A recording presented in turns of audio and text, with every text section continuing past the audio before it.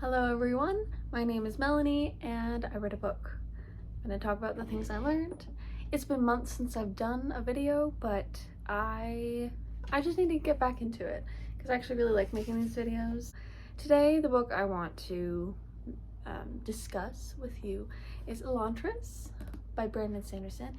It is his first published novel, the book he wrote that started it all. And as a new author, he did quite well. This one wasn't my favorite, but it did read like a Sanderson. There was a point where I was getting a teensy bit bored, and then stuff picked up, and it was interesting. There's some political intrigue. One of the main POV characters, I've looked it up. It seems her name is pronounced Serene. I have pronounced her name Serene in my head for the weeks that I was taking time to read this book. I will say Serene because otherwise I'll feel self-conscious, but I'm still self-conscious because I don't know. Anyway, Serene, she's very interested in the political climate of the city that she's moved to, this land she's moved to, where she was going to marry the prince there as part of a political contract. She didn't get the chance to meet him before he supposedly died. To her knowledge, he died, and in the contract, it says that, you know, his death means that their marriage contract is final as a political maneuver. So she stays in Arlon? Yeah. To be with her father-in-law and to help out her own home country and the new country she's a part of, despite the fact that she believes her prince to be dead. However, the prince, whom she has not met, is not dead but cursed. He is now an Elantrian. Elantrians used to be a powerful, elegant people of magic who could heal and took care of the people in the surrounding like civilizations. They are now cursed. People who would have become Elantrians now become cursed by the Sheod. Kind of turn into zombie people. It's quite fun. I like it. Good premise. Raoden is the prince. We get his perspective of being an Elantrian despite the fact that the country believes he has just died, like a regular death. I won't be getting spoilery about the end. I want to leave that, of course, up to whoever's reading, but I do want to talk about some things I learned from the general process of the book, and so I will mention maybe certain scenes that happen without trying to tell you everything that it means or it turns into. So just a few things I learned from this story. For me, like I said, this is actually, it's a personal, hello there, you're only gonna kind of visit the camera, come here. I do care about romantic plot lines. They're not the reason that I read books, but when it's set up as a possibility, I look forward to it blossoming, like, accurately. Hi, guy. Yep. Hello. The thing here is that, like I explained, you know, this woman believes she's going to marry someone. A woman who's been kind of turned away by other men. She thinks that she might be interested in the prince, and that she doesn't get the chance to really get to know him beyond a few communications between, like, closing the distance between them. And then to actually close the distance, she arrives at the docks and he's dead, and it's sad. She's immediately in mourning for someone she doesn't really know that she wasn't actually married to. This could have been a great setup, and I think it was a great setup for the romance, but for me personally, maybe how I would have approached it, if you have that dramatic and like intense of a subplot, I think it was rushed a little bit. Just minor spoilers, they do interact, the prince and Serene. For me, I just wish it had been a bit more dramatized. I wouldn't have minded if it was a bit extra romantic, simply because they don't, you know, she doesn't know he's not actually dead. I would have liked that to have been a bit stronger, a little bit more enhanced, spiced up. It didn't need to be spicy, it didn't need to be a steamy romance, but I mean, he is basically a zombie, so you should be careful. Bless you. You good? Yeah, okay. So I would have liked to have seen more of that.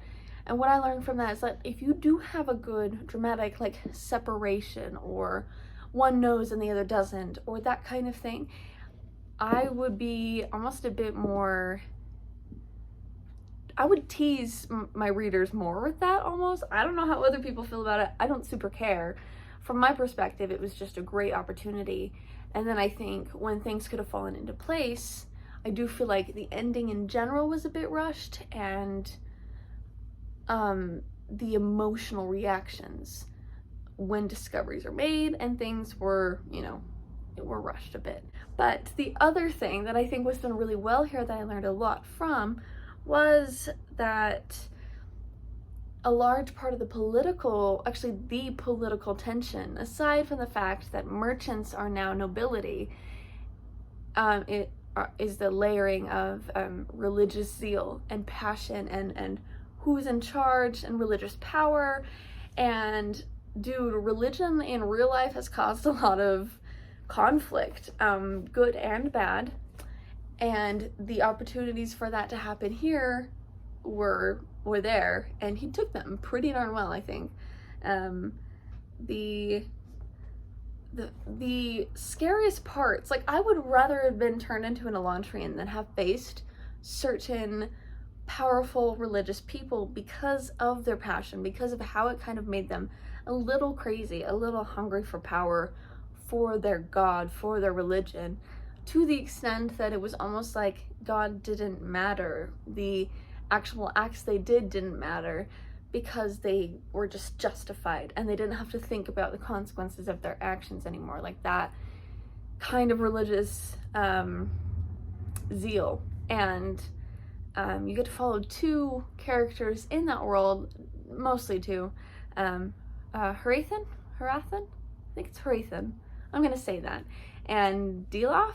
I don't know how to pronounce anyone's names.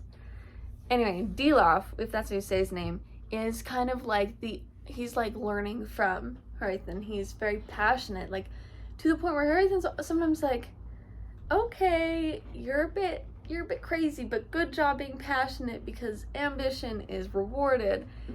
And I won't go into detail about like where it goes, but the wonderful thing about a religious conflict in a story, where it layers politically, is that if religion involves with politics, it very much becomes about religious power. So the conflict is about power and politics with religion.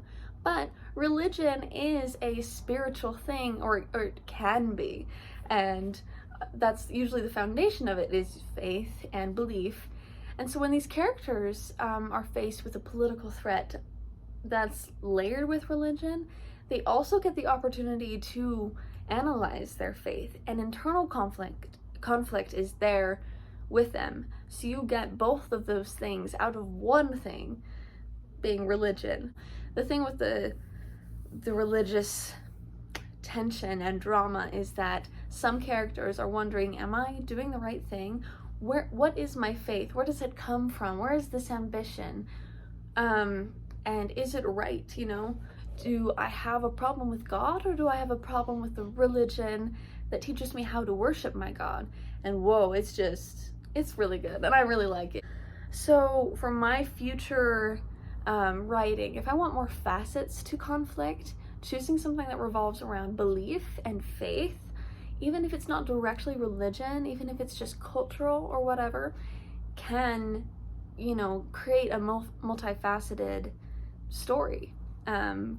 And extreme tension, because it varies greatly between different perspectives. And I think that's really important. That's kind of what made me care about the story, especially because I love character growth, and watching characters suffer under their wrong ideals is really fascinating to me. I really liked this story. It was fun. It was nice to read a Sanderson. The song Come Together by the Beatles plays in my head at the end of a lot of Sanderson books, and it felt that way in this one. Things just finally piece together, the characters finally work certain things out. It's a very good feeling, and that's kind of what I was looking for with this one. I know this book isn't everyone's favorite. It's a wonderful start. You can still learn things from this, and if you learn from young authors' works, I think you can make your young works, I know I can, just that much better, you know, even just a little bit. It doesn't necessarily mean I'm going to throw religion into my stories, but I'm going to know that there are ways to make one thing cause multiple forms of conflict, both for characters individually and characters culturally and as a community as a whole. So those are the things I learned. It's very warm. I'm gonna turn my fan back on. Wish me luck. It's about to be like 113 or something where I live, degrees Fahrenheit. And I'm just enjoying books, and I'll be talking more about them. So those are the things I learned from Elantris by Brandon Sanderson. Thank you so much.